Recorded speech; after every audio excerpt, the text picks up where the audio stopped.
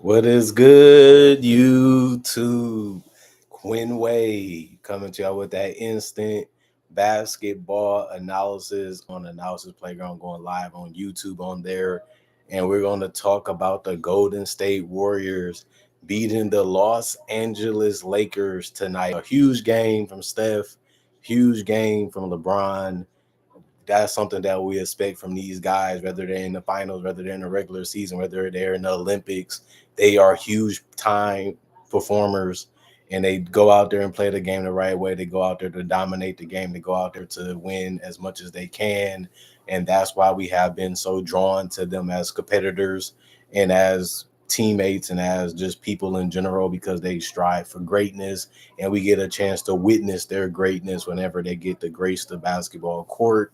And even though I started off a little bit too crazy, it's just worth saying because they just have been that good this year, both being all NBA caliber to players.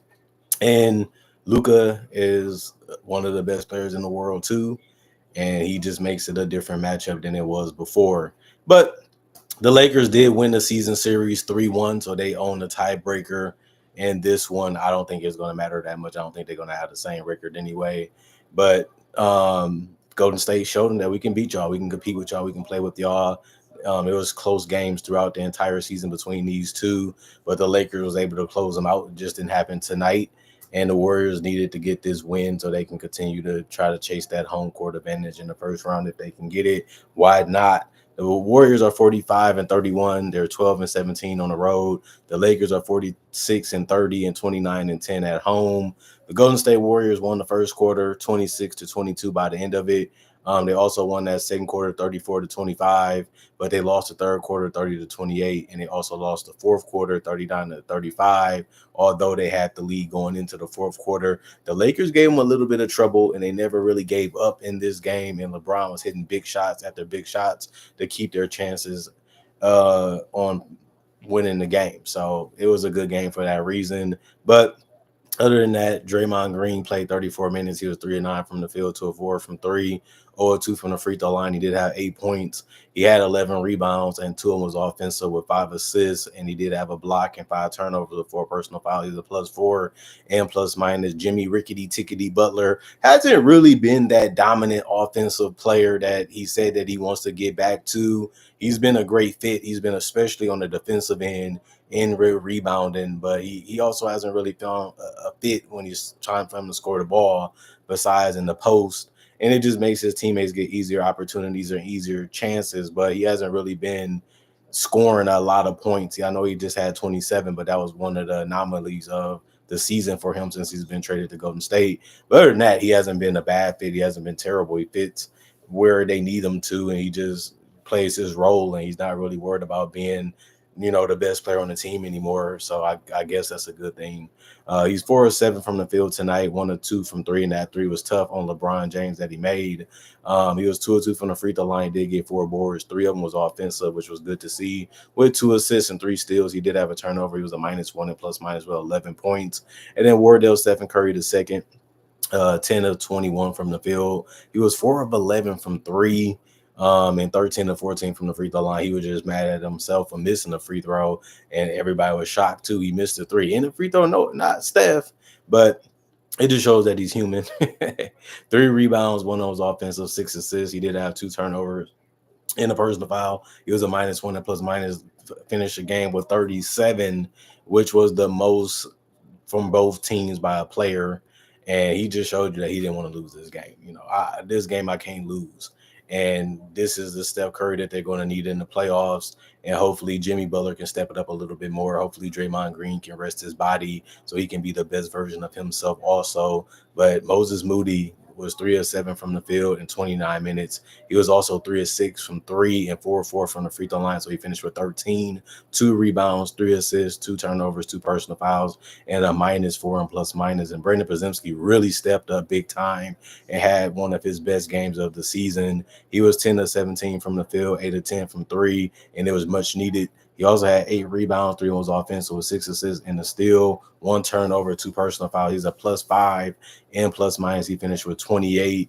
And if Jimmy Butler is not going to have a big game and Draymond Green not going to have a big game, then Brandon Podziemski had to be that guy, along with Jonathan Kuminga, who was 7 of 12 from the field, 1 of 3 from the 3-point line, 3 of 5 from the free throw line. He also did have 9 boards, and 2 of them was offensive with 4 assists and a block. He finished with 30 personal fouls, and he was a +9 and plus minus with 18 points. It was the only guy that got in double figure in any statistical category off the bench for them. I like the fact that Draymond Green did pick his spots when he wanted to score. I don't really like this shot, so I'm gonna pass it up. I'm gonna give it up early so we can find a better shot. Or I like this shot, I take it. And he did make a 3 over Luka, and that 3 really helped him, and it really showed that he's gonna take the shots that matter, not the ones that give to him. Kevon Looney played 8 minutes. He was 1-1 from the field. He had 1 rebound, 2 points. Santos was all over the place. He was all 1 from the field, and it was a 3 that he shot, but he also shot 2 free throws and made both. He had 2 rebounds, 2 was offensive with 3 assists, 4 personal fouls, a +9, plus minus 2 points. And then Quentin Post, 1 of 4 from the field, 0 of 2 from 3, 2 of 2 from the free throw line, 3 rebounds, 1 assist, 1 turnover, 4 personal fouls, a +7 and plus minus 4 points. And then Buddy Hield, 0 of 3 from the field. It was all 3-point attempts, 3 rebounds. 1 of them was offensive, 1 steal, 1 turnover, 1 personal foul, +7 and plus minus. The rest of the guys did not play. Coach's decision: 39 of 82, 47% from the field, 19 of 42, 45% from 3, 26 of 31, 83% from the free throw line, 14 offensive rebounds, 46 total, 30 assists, 5 steals, 2 blocks, 13 turnovers, and 21 personal fouls as a team. And then the Lakers, a lot of people was rooting for them. A lot of people are drinking the Kool-Aid for the Lakers. They think they're going to be in the finals. They think they're better than the Thunder or they're going to be the team that's going to match up against the Thunder in the conference finals. Whatever, you never really know. Luka is a big playoff performer sometimes. Sometimes he's a hit. Sometimes he's a miss, even like tonight. And you still got Austin Reeves. You still got LeBron James to help him out. But we got to give Rui Hachimura some credit. He's been playing as a solid starter since he got traded to the Lakers. And he was 9 of 15 from the field and 3 of 6 from 3. He knows his role. Hit the open mid-range, hit the open 3, get to the basket and get a dunk or cut or get out in transition. But they need somebody to accept that role, and he was able to do that throughout their entire season, basically. And he was also 3 of 4 from the free throw line. He had 6 rebounds, 3 was offensive with 3 assists and a turnover, 2 personal fouls, a -1 and plus minus. He had 24 points. LeBron Ramon James, 40 minutes. He was 10 of 15 from the field, 5 of 8 from 3. He was just showing you that he has a non-quit mentality. He really wanted to beat Steph and Draymond. They always had a little bit of a beef when it comes to being competitors, and they brought the best out of LeBron, and he really wanted that ball, and he really wanted to beat this team tonight. It just didn't happen. 8 of 9 from the free throw line. That's another way, he's in his head when you when he go 8 of 9 from the free throw line. But he had 9 assists. He had 5 boards. He had one of them that was offensive out of there for the rebounds. He also had a steal in the block. He had 4 turnovers, and it was costly. And it was, just being on bad communication with his teammates. He had 2 personal fouls. He was a -1 and plus minus with 33 points. Jackson Hayes only played 15 minutes. Unfortunately, he was 1 of 4 from the field when he played. He had 3 rebounds, 2 was offensive with a steal, and he also had 2 personal fouls. He was a +3 and plus minus. He only had 2 points by the end of the night when he was out off the court. Luka Doncic was 38 minutes for him. 6 of 17 from the field, 0 of 6 from 3. He did go 7 of 7 from the free throw line. That helped him end the night with 19 points, 8 rebounds with 2 offensive out of that, and 7 assists, and a block and a turnover with 3 personal fouls. A -3 and plus minus. These type of performances aren't going to help you get to the conference finals or going to help you beat OKC. Luka does this even in the playoffs. Everybody has their ups and downs through playoff series, through regular seasons, but he's going to have to really play better, especially from the 3-point line.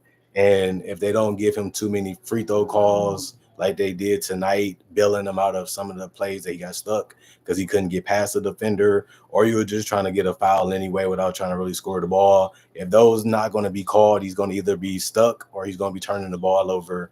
And that's been a problem with him in the past. But he used to say that I let Kyrie down. He said that last year and throughout the playoffs. He said, I let Kyrie down tonight. I let him down tonight. He just get a little bit of a pass because he is that great and he helps you get to the playoffs and he can do so much for his teammates. And he did that tonight too. But offensively, he's going to have to be the first or second best player on the court if this Laker team is going to overachieve in the regular season by the end of it and in the playoffs. We don't know how things are going to play out, but he has to play better than what he did tonight against better competition is basically what I'm saying.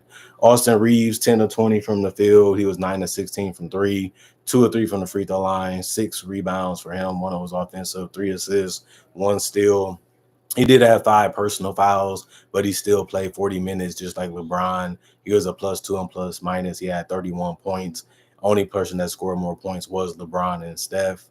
Um, and that was basically it, showing you how good Austin Reeves really is. People say he's the third best player on any team in the league, and it just shows you the respect people are starting to have for him, and it's just a testament to his work ethic and just understanding how to play the game and understanding his role, understanding where he needs to be at on the court, and understanding how to read the defense and make the right plays. And that's all he has to do, and he does it. He's been in the league for a while. The game is slowing down. He's paying attention, and he knows where he's supposed to be doing when he has the ball, and when he doesn't have the ball, he knows how to play off the ball. He knows how to even get out in transition when it's needed. So I like everything else Reed's been about.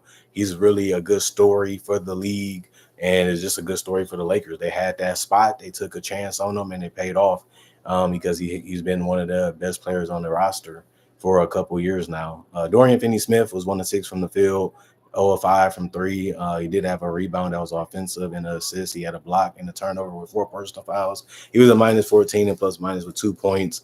Jared Vanderbilt, 1 of 3 from the field, 0 of 1 from three, 7 rebounds, 3 was offensive, 1 personal foul, -7 plus minus 2 points. Gabe Vincent, 1 of 5 from the field, 1 of 5 from three. Yeah, that was his only field goal attempts. He had no free throws. He finished as a -14 and plus minus. He also got a turnover and 3 personal fouls. He actually had 3 points by the end of the night because the 3 that he made.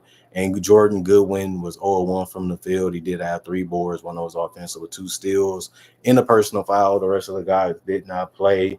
Coach's decision, 39 of 86, 45% from the field as a team, 18 of 47, 38% from three, 20 of 23, 87% from the free throw line, 14 offensive rebounds, 39 total. They got out rebounded tonight. They did actually get out assisted tonight with 23 to 30. They also had 5 steals, which was a tie. They had 1 more block than the Warriors. They also had 8 turnovers, which was better because they didn't turn the ball as much as the Warriors did, but they also did commit more fouls. The Warriors, like I said, took 31 free throws total, while the Lakers only took 23. That's bad. Like you got to stay in control. You got to know what you're doing. You got to stay disciplined. Can't give the opposing team more opportunities and more chances to score against you. That's just basic basketball. And the Lakers just lost by some small little details. Like they missed some threes, they missed some free throws, they made some mistakes. They couldn't capitalize off certain situations that the Warriors gave them. And that's the main reason why they ended up losing this game today. It's nothing new. Everybody is going to have bad games. Everybody's going to have bad shoot nights. Everybody's going to make mistakes throughout games. It's just you don't want to have it happen, especially in the fourth quarter. And the Lakers just gave them too many opportunities to get the ball back and score the basketball, whether it's at the free throw line, off a turnover, off a missed shot. But it happens. This is a game that you wanted. If you're a Laker fan, you wanted to beat the Warriors. This is a game that you felt like you should have. Y'all was in it. Y'all had opportunity. Y'all had chances. It just didn't happen. And Steph, he's happy because the way he was playing, he had his killer instinct going tonight. And it was just fun to see him go out there and compete the way that he did. And I just would say they need more from Jimmy Butler. If they're going to beat the teams that they have to beat in the playoffs, Jimmy Butler is going to have to be close to playoff Jimmy. He doesn't have to be playoff Jimmy. He got to be close to it because he does have Steph. He does have Draymond, Quentin Post, Moses Moody, Brandon Podziemski, and these guys can actually play, and they can actually help make his job easier. They always giving him that ball in the post. They always trying to give him shots that he like and positions that he like. He just got to start putting the ball in the basket. He's too passive. He's too assertive sometimes. And I think that not going to really work in the playoffs. They're going to try to take Steph out of the game as much as possible. And we know Draymond prefers to pass and prefers to set screens and score. Somebody's going to have to be a bucket getter for this team when the game slows down. And when they're always going to be key in on Steph, it's supposed to be Jimmy. We haven't really seen it that much this year, but he's going to have to be that guy that they traded for. You know, I mean, even Andrew Wiggins stepped up in the NBA Finals. Even Kevin Durant stepped up. Iguodala stepped up. Jimmy going to have to step up in that role. He hasn't done it enough in the regular season, but he's going to have to do that in the playoffs. And some of the shots he's missing are right by the rim. It's just a push shot, a one-handed shot, just a pull-up jump shot. He's like 6'8". That's too easy to be missing. And sometimes he's even not even having the burst to even get to the rim and jump straight up and finish it. That just can't happen either. You're going to have to make those shots if you're going to want to win the championship. He said that's his number one goal right now. He already got a Hall of Fame type of resume. Now he wants to ring. He wanted to go to other teams. He ended up going to Golden State. Now they need him to step up when it matters most, and that's playoff time. Playoffs is where the legends are made.